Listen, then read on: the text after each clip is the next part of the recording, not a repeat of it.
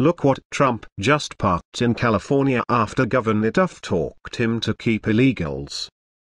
President Trump understands all too well that to keep his campaign promise to make America safe again, he has to build a wall at our southern border to keep the illegal vermin and terrorist riffraff out.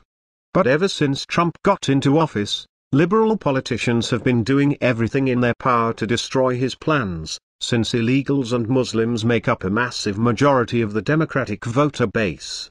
However, after months of trying to sabotage our president's plan to build a wall, unfortunately for them, the first portion of the wall has just been constructed.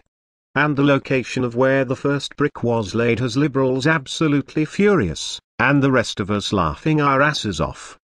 Ever since Trump took office, many liberal mayors and governors across America have been refusing to comply with immigration officials, as they continue to harbor criminals in their sanctuary cities.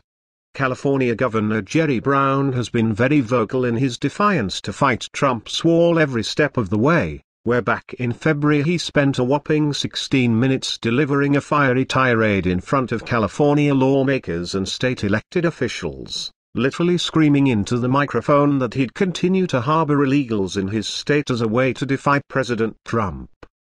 California is not turning back, Brown shouted. Not now, not ever. Let me be clear, the governor said, his voice rising.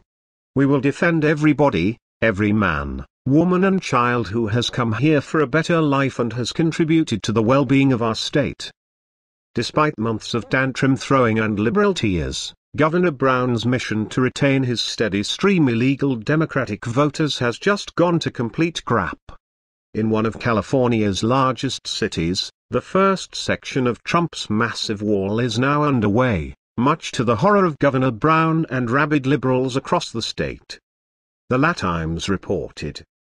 President Trump's proposed wall with Mexico will kick off in the San Diego border community of Otay Mesa, U.S. Customs and Border Protection confirmed Monday.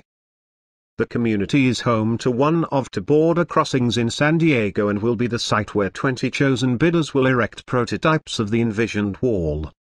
Border Patrol spokesman Ralph DeCio did not say exactly where the construction will take place, saying only that it would occur in the Otay Mesa area.